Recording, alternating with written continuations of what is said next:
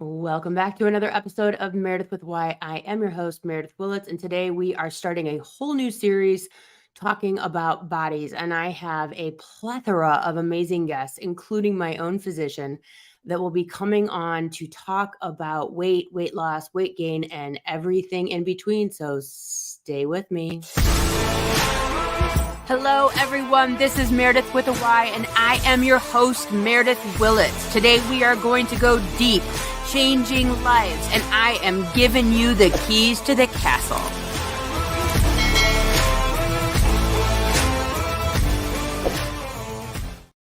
So I don't know if you are like me, but if you are, you have gained and lost probably more pounds in your life than you care to talk about. And I have been on a weight loss journey here for a few months this time.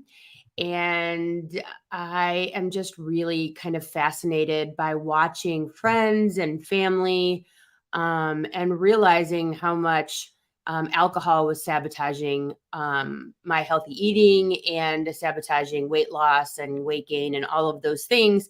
And so I wanted to talk about it, especially since, I feel like over COVID, we just like ate and drank and packed on the pounds and did all of the things, right? And now that we are moving away from lockdown and COVID and, drinking at 10 a.m. on a Thursday and a Tuesday, I think that people are actually steering more towards a healthy lifestyle once again. And, that being the case, we are seeing, a huge rise in people taking these weight loss shots, the Ozempic and Wegovy and all of the, the ones that there are out there. And I have to admit that, there I do worry about the what that's going to look like in time. I have talked to my physician about these medications and the way she described it to me, and she will be on I believe she's on in December. I have her scheduled for a live. I'm super excited. She's one of I think it's 400 weight loss fellows in the United States. So she's going to be here talking about all things weight loss. She is, an expert in weight loss. And she and I talked about when I started this journey back in the summer about me getting on one of those medications. And she said, I'm watching people gain all of their weight back and then some. And so, I don't want to do that. And when I lost weight, let's see here, 6, 7, 8, 9, 10-ish years ago, 9 years ago, I got down really low and I was juicing. I had juiced for 40 days and 40 nights, which means I did not eat one thing for 40 days, not even a tomato, not an olive, not anything. I'm not suggesting anyone do that. My hair got very, very thin. But I lost 27 pounds in 40 days. And I was guzzling nutrition. I just wasn't taking in any protein. So I did feel better. It did start me on a path of healthy eating and working out, and I got there quickly.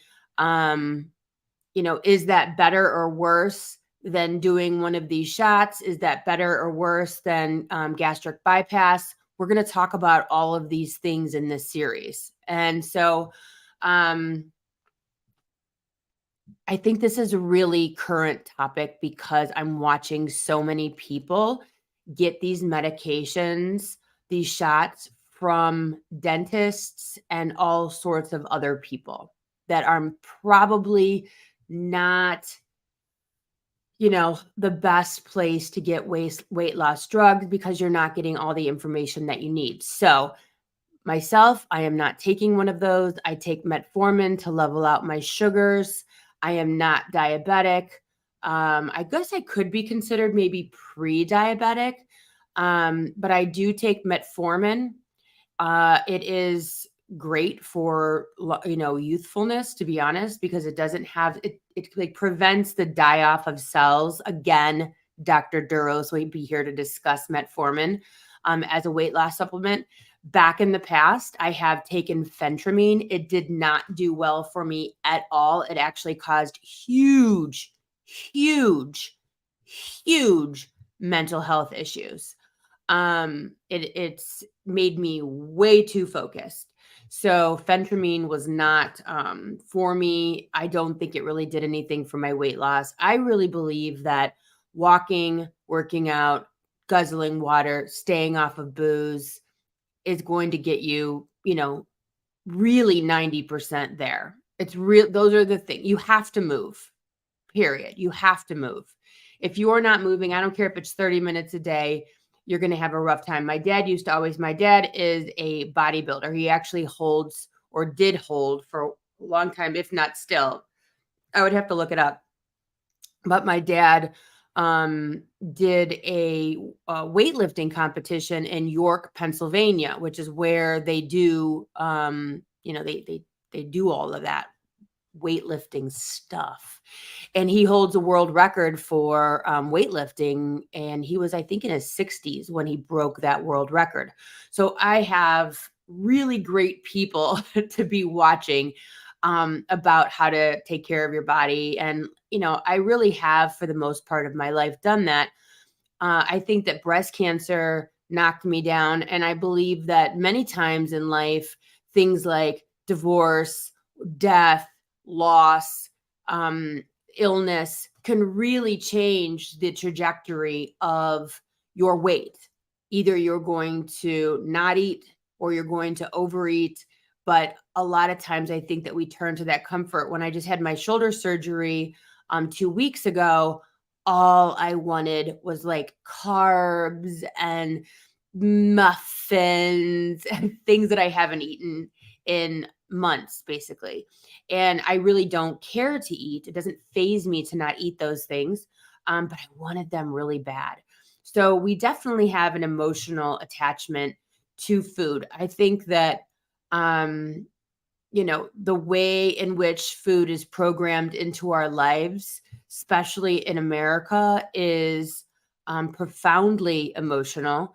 Like you come home from a bad day from school. Did your mom say, here, have a cookie, it'll make it better? Did we take people out for huge dinners when they were successful? Like there's all sorts of ways in which Americans use food in very different ways than people around the world use food. And if you go and look at photos, videos, anything of Americans prior to the diet foods making their way, the convenience foods making their way into our diet, you'll see that the vast majority, like go watch the videos of like JFK shooting, right? Where you see a ton of Americans sitting out, watching a parade. They're all thin. P.S. They're all thin. There's no overweight people. And so it wasn't that they had better gyms. It wasn't that they had Wegovy back then. It wasn't that, they were just working out more. It wasn't that they were all working in the fields.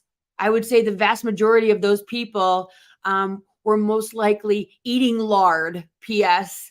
But they were also eating food. And, it's really come to my attention recently. And if you're on social media and you have maybe are watching people that are traveling abroad, moving to Europe, moving to these other countries, talking about their situation in these other countries, and they're talking about like, I have the same exact food that I was eating in America, and I'm losing weight by the truckloads. Like I haven't even tried. I'm still eating Fruit Loops. I'm still eating pasta. I'm still eating pizza, but I'm not eating those foods that are American foods, right? They don't have the dyes or the processed this or the chemicals that, and the weight is falling off of me. That's what they're saying. I believe the sicker we are, the more money these companies are making on Wegovy and all these other weight loss drugs and weight loss surgeries.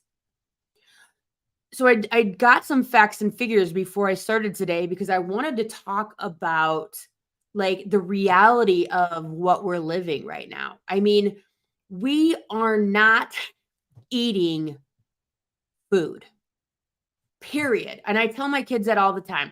I'm like, if you're eating chicken McNuggets, go watch the video. They don't eat it because I told them it's pink slime, because it is.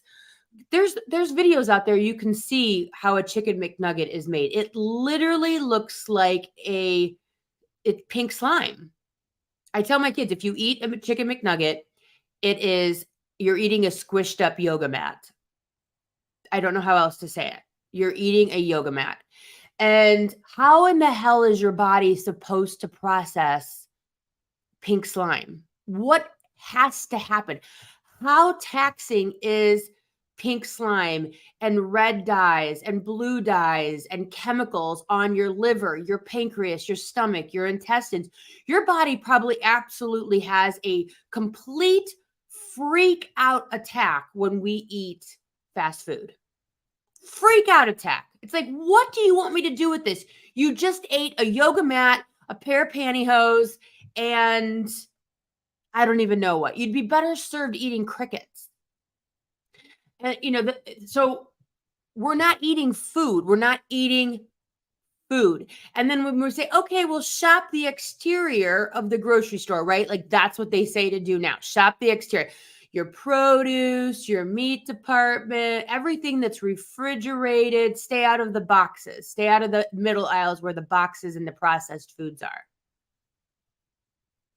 Okay, so, and I have to tell you, I was talking to this lady. She's like, oh my God, have you ever been to this XYZ place? They sell these chicken breasts. They're huge. And I didn't have the heart to tell her. It's like, yeah, because it's filled with hormones. Those chickens have big breasts because they're filled with hormones. And then you're eating hormones. It's what? Big breasts, chicken breasts are not good. You want to find a small, tiny chicken breast that hasn't been filled with hormones. Think about it. If you were giving me hormones, what would happen to me? My breasts would get bigger. If you give a man hormones, what happens? His breasts will get bigger. If you give a chicken hormones, what happens? Its breasts will get bigger. And these chickens, their breasts get so big, they literally tip over. Literally tip over because they are too top heavy. What do you think that is doing to our boys and girls when they are eating chicken filled with hormones? You go ahead and fill in the blanks. Not good. And then we have cows that now only eat corn. And if my mind serves me correctly, a cow has 6 stomachs and cannot digest corn. And unless it is given antibiotics, the cow will die within roughly 6 months, which is why cows are filled with antibiotics. And if you go to the store, do me a favor, you will see the chickens will say no antibiotics, and the cow's meat will say no hormones. And every time I see that, I laugh and go, no shit. Because it's the opposite. You need your chicken to say no hormones and your cows to say no antibiotics. So they actually advertise what it doesn't need to be advertised. The United States diet consists of 70% processed food. When you say the word processed food, I want you to think about the idea that your body has to process that food a lot. It is taxing on the body. One of the most exhausting things your body will do in a day, in a week, in a month, in a year is digest food. It is exhausting to your body. I'm not saying it's bad, but it is one of the most taxing things to do, which is why you're supposed to starve a flu, which is why you're supposed to, when you do the intermittent fasting, it's very good for you because you're allowing your body to do something, heal, burn fat, etc., instead of breaking down food. Digestion is taxing on the body. You're asking your body to do work. Now, if you're ingesting processed food that's filled with, yoga mats and nylons and whatever the hell else is in our food, imagine how taxing that is on your liver. And then on top of that, booze. Put on top of that, whatever else, scented candles in your house. All that stuff has to be processed by your liver. All that stuff has to be processed by your body. And it's taxing. It's aging. If you don't want to age, stop asking your body to work so damn hard. So 70% of the American diet is processed food. And Americans spend 10% of our disposable income on fast food. 10%. So if you make, let's say, $100,000 a year, and after taxes, that's $70,000 a year, and then you have, $50,000 in all this other stuff, that leaves you with 20% disposable, or $20,000 disposable income, if I'm doing my math very quickly in my head. So that's like $2,000 a year on disposable income is on fast food. And 1/3 of Americans are obese. And obese means you have a BMI of over 25. Which in my head, sitting there doing that math is almost impossible. Like BMI, like figuring that out. No wonder everyone's so damn overweight. You can't do the BMI. It's like a whole thing. And then BMI of 30 to 39 is obese, and 40 and over is, obese is 30 to 39. Over 25 is just overweight, and 40 plus is morbidly obese. 9% of Americans are morbidly obese. That's a huge number. 9% of American adults are morbidly obese. And 3 to 5% of Americans have a BMI below 18.5, which is considered underweight, which we will talk to some people in this series that have struggled with being underweight. I myself struggled with speaking, clearly, with being underweight in high school. I wouldn't say that I was necessarily underweight, more, I would say probably malnourished, which, as I've watched and studied about weight loss, if you look at people that are underweight and if you look at people that are overweight, the majority of both peoples are malnourished. And you have to think about it in the fact of people that are obese. The way I look at it is their brain is consistently calling for nutrients. For whatever reason, their brain does not find that they have the nutrients that their body requires, either because they have so much extra weight that their brain is trying to maintain. Because if you think about it, weight loss, your brain thinks like you've got a major problem. Like your brain does not want you to lose weight. That is a negative for the brain department. And so your brain wants to maintain the weight that you are at. And also it wants to call in nutrition. And so if you're eating potato chips and then pasta and then, ice cream and, maybe something like cereal or bagels, your brain's like, okay, I would like some vitamin C, please. Where's the vitamin C? I would like that. I would like vitamin E, please. And then you just have a bagel or a bowl of cereal or a pasta or a pizza or whatever it is that doesn't have those nutrients. And so the brain calls, it's like, I need more gas. Send in some more gas, please. And so it tells you you're starving to death, you're hungry, you need more food. And actually, the majority of hunger many times is dehydration. And I will tell you from my first week after surgery that dehydration is no joke. Like, it is no joke. I had no idea I was dehydrated for a week, but my shoulder was in such a space that, like, I didn't want to have to worry. I didn't want to go to the bathroom. I was exhausted. I was in so much pain. Any movement was too much. And so getting off the couch or getting up or going into the bathroom was just a hassle. And I have heard more women than I can tell you say, I would probably drink more water, but I hate getting up and going to the bathroom. I hate getting up and going to the bathroom. And I get it. And I did it to such an extreme that I had to go to urgent care and get fluids because my brain was basically not working. My body was just like, I can't do this anymore. I had confusion. There's no way I could drive a car. It was very, very bad. And so now I'm literally drowning myself in water. So, if you are in the space, because let's see here, 15% of US adults have used a weight loss dietary supplement,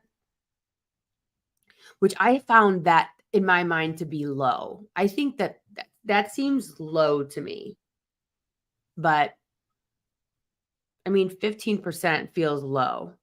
However, in 2012, there were 173,000 weight loss surgeries. So that's going to be like a gastric bypass or a sleeve, something which prevents you from eating.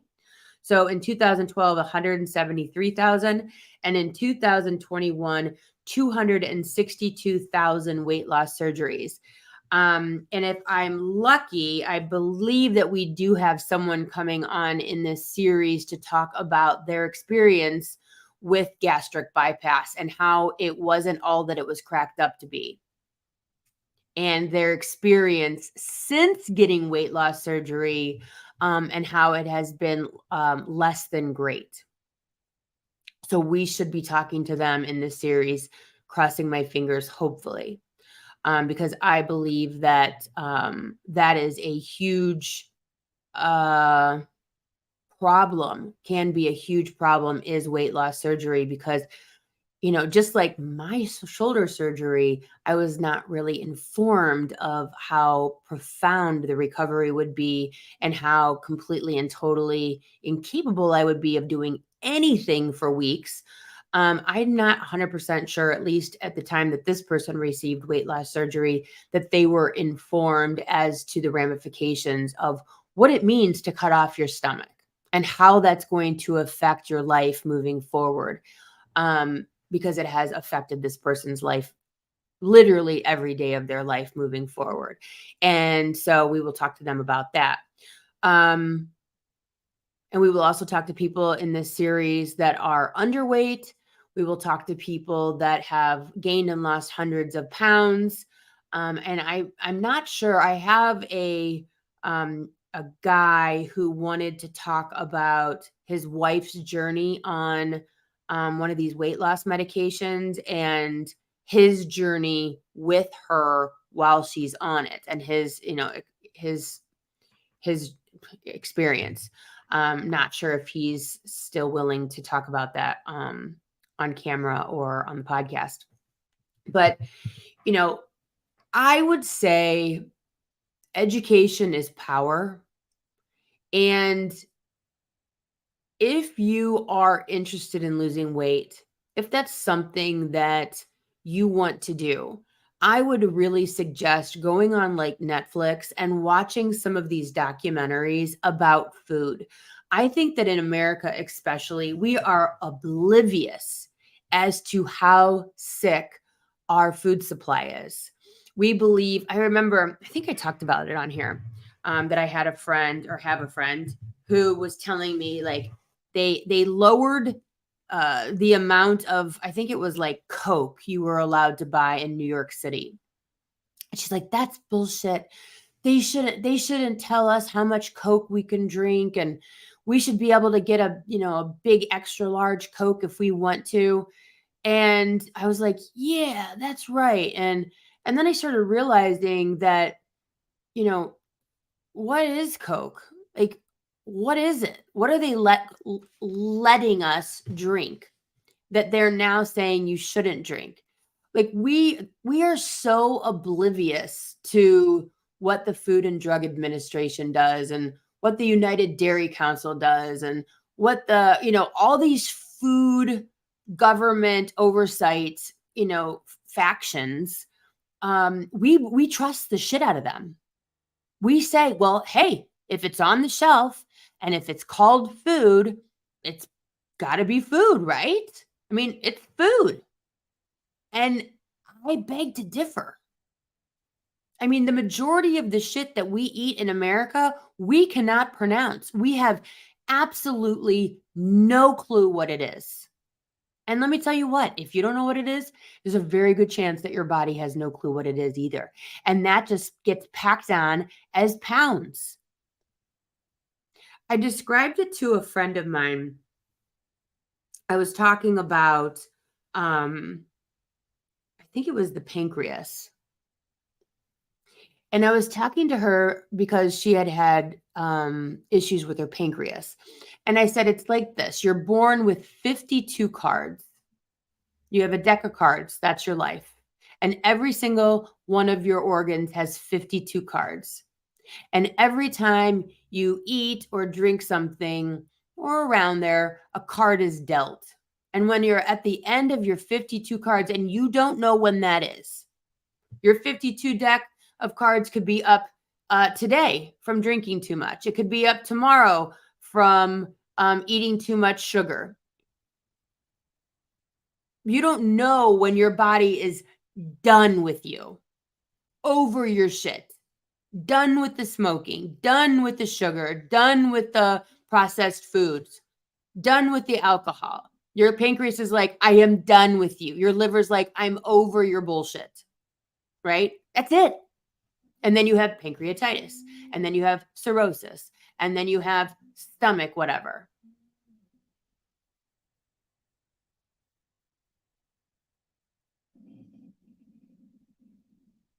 I don't know what that noise is, but I think it's my dog. Not sure. And so the thing of it is that we need to recognize when your body is done, it's done. And then we get, the type 2 diabetes, then you get pancreatitis or pancreatic cancer, you get cirrhosis, you get all of these things. And so we need to recognize that. Do you need to go outside? Do you need to Hadley, do you need to go? No? Okay. She's just sitting here whining like a big weirdo, and it's very distracting. And so the thing of it is we need to recognize that when we put our bodies through that much crap and ask it to process that much garbage, that when it's over, it's over. And fortunately, the person that I was talking to about this was like, wow, that really resonated with me. I never really thought about the fact that one of your organs in your body could be like, yeah, just go screw yourself. I'm done processing all this nonsense. And that's why we're seeing so many 20 somethings that are coming into ERs and their primary care physician with symptoms of cirrhosis, is because their liver is done with them. The binge drinking, the excessive drinking, all the time. Whether you're an alcoholic or not, alcohol still destroys your body the exact same way an alcoholic's body is destroyed by alcohol. If an alcoholic drinks 10 drinks and you're not an alcoholic and you drink 10 drinks, you guys are still being destroyed by alcohol by 10 drinks. It doesn't matter if you're an alcoholic or not. An alcoholic just means that you have a different relationship with alcohol. But alcohol will destroy you in the exact same way. And so the same can be said for all of the food that we're eating that we cannot pronounce. We have no idea what it is. If you go eat an apple, you know what a damn apple is. But if you go eat, I mean, I have a friend and he was telling me about his three-year-old, I think she's 3. And she was, drinking, what was it called? Mountain Dew. I'm like, you can't give your 3-year-old Mountain Dew. Oh, it's diet Mountain Dew. I mean, my head exploded, and that's not, water's free. Just give her water. You don't need to do Mountain Dew. You don't need to do juice. I have, a lot to say on milk, but that's for another day.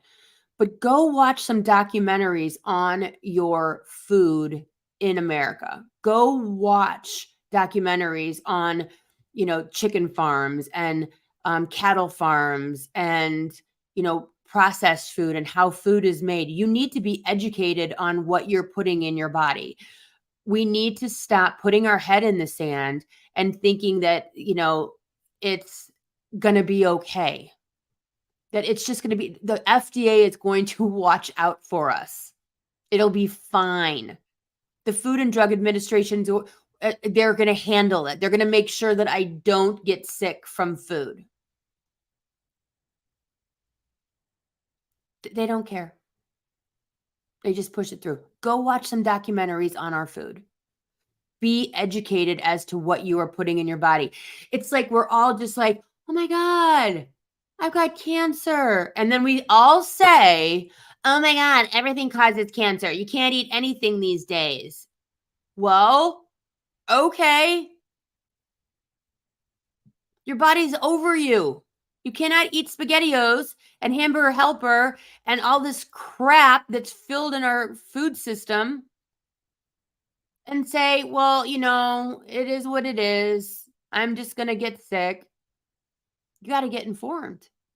You got to take control of your health, because I am here to tell you that we do not need half the food that we ingest.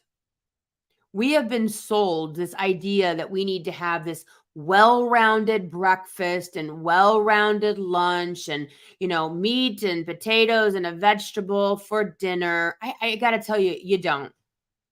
You don't need all that food. Maybe a kid growing up, like my son who's 12 and he plays football and he just eats like there's no tomorrow. These teenagers eat you out of house and home. Yes, maybe they need a ton of food. But once you've reached, your height of who you're going to be as an adult, or you're not in, pregnancy or breastfeeding, the amount of food that you need to survive is actually not a lot of food. It's kind of jarring, actually. And when you're trying to stay under a certain calorie to maintain a healthy weight, I mean, if you want to maintain like 150 pounds, that's only like 1,500 calories a day, roughly, give or take how much you work out. 1,500 calories a day is like one meal at a restaurant. It's actually probably half of one meal at a restaurant. I was gassed to find out that like a simple scone at Starbucks is like 500 calories. That's like a third of your calories for the day. And then if you drink alcohol on top of that, you have to back all those calories out. Like, it's a whole thing. And we just eat and drink and juice and Gatorade, and we, fast food and all of this stuff. And then we wake up and we're like, I don't know. I don't get it. I don't eat very much. And if you watch that Netflix series that I had mentioned a while back about the Blue Zones, they talk about the fact that they make these vegetable meals and like these low meat meals, but they're tons of vegetables, and it's like this huge plate of food is 500 calories, and then they show an American 500 calories, and it's like a mini hamburger. And so we're like, I had this small, and I hear my husband talk about this all the time. No offense, hon, but he'll be like, I just had like a hamburger. I just had like this small little chicken sandwich. And I'm like, that small chicken sandwich has enough fat and calories and carbs and sugar and junk in it as an entire, thing of vegetables and food, and has zero nutrition. So then in 30 minutes, your brain just go, I'm hungry. Eat more food. And we're like, oh my God, see, I only had that small sandwich. I'm so hungry. I'm starving to death. You're starving to death because you didn't eat any nutrition. And your brain is so hungry because you gave it shit. And now you're sitting there hungry. And your brain is like, well, of course I'm hungry. I only had a little sandwich. I just had a little sandwich. I just had a scone and a tea. Yeah, there's no freaking ass nutrition in that. Your brain is going to tell you you're starving any minute now. Any minute now because it didn't get any vitamins, any, nutrients, any nothing. And they're like, I don't get it. I don't understand why I'm overweight. I have a scone in the morning with like coffee with some creamer in it. I have a small little sandwich at lunch. And then I have a sensible dinner. Yeah. And you're at 3,000 calories. Oh, and a couple glass of wines at night. And you're at 3,000 calories, which sustains, a 300-pound human. We need to reset. We need to reset what it is that we're supposed to be eating. And I will tell you, I have now gotten in the habit of eating like a protein yogurt from Aldi's. I'm obsessed with Aldi's. If you're not shopping at Aldi's, you're making a huge error. Stop shopping at these grocery stores. You don't need to choose between 30 different cans of diced tomatoes. You just need one can of diced tomatoes. Stop it. Just stop it now. Shop at Aldi's. The fruit and vegetables are cheap. Half the reason that people buy shit food is because they think that, you know, they need to shop at these grocery stores and the fruit and vegetables are so expensive. And then they're like, oh my God, I can't afford fruit and I can't afford this. It's so expensive, which it is. So shop at Aldi's or Trader Joe's if you have one near you, or farmers markets. Stop shopping at these big grocery stores that are, a fortune. But I will tell you, I have bowls of clementines and apples and bananas and all the things. I have the what are they called? I think they're called RX bars. I get the AM. All it is like dates and peanuts and like it's normal health food in a bar, and they're fantastic. I leave those in my car, so I'm never like, oh my God, I have to stop at Burger King. Be prepared to be hungry. Be prepared. You're going to get hungry. Make figuring out what to eat easier on yourself. And the more you get in the habit of choosing fruits and vegetables and yogurt and a handful of nuts, things like that, the more your brain will tell you that that is what food is. See, the problem is, and I'm going to say something right now. If you are a parent, it is your job to teach your children what food is. It's your job. Food is not chips and licorice and junk. And if you teach your children that that is what, hey, you're hungry, turn to this. I believe that that is a huge problem. I'm not going to say what I want to say, but I think that it is abusive to teach your children that when they are hungry, they should turn to junk. Because they are going to look at you when they are trying on their tux for their wedding or their prom dress or their wedding dress, or they're having pictures taken for their senior pictures, and they look at you and go, why didn't you do something? Why didn't you have healthy options? Why am I so overweight? And you have only you to answer to. Because if your child is that out of control, you have not taught them what food is. And I know that's harsh, and I know that people are going to say, you're privileged. And I shop at Aldi's every time, all the time. I buy very, very little meat. Very little meat. It's very expensive. And so, when I go and buy apples and bananas and so on and so forth, or at Trader Joe's, they're 25 cents a piece, 19 cents a piece. I don't want to hear it. We are spending 10% of our disposable income on fast food in America. Spend it at Aldi's. Spend it at Trader Joe's. Teach your children what food is. It's your job. Skittles is not food. It's not. It's junk. But your kids will turn to that. And, they'll keep turning to that when they're hungry. They will think that that's normal. It's our job as parents to teach our children what sustenance is, what to turn to when they're hungry. I hope that everyone is on board with this series. I'm super excited. I think every single week is going to be an interview after this week. I was supposed to have an interview this morning, but we had an emergency with my guest, so that she's coming back another week. We're going to have people that have had tummy tucks and gastric bypass and Wegovys and all the things, and physicians. If you are interested in taking part in this series, please reach out to me. I still have a few open spots. I would like to talk to someone who struggles with gaining weight still. I haven't. 3 to 5% of Americans are underweight, whereas, 49% of Americans are overweight. So it's a whole lot easier to find people struggling with overweight than it is underweight.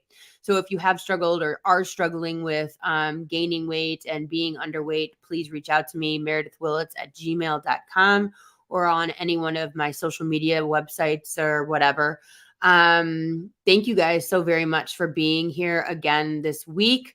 I'm really excited to dive into this topic. I think that there's a lot of people that are anti the shot for weight loss. They think it's the easy way out. I think a lot of people are anti weight loss surgery because it's the quote easy way out.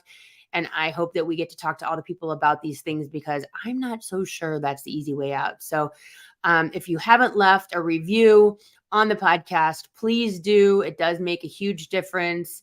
Either the stars on the podcast where you listen, or a review. But I will be back here, same time, same sandbox next week. Thanks a lot, guys. Thanks for listening. If you would like to connect on a more personal level, head over to meredithwillits.com or on Instagram @meredithwithAY for behind-the-scene footage and outtakes. Please subscribe and come back each week for more Meredith with a Y. Thanks again for listening. Cheers.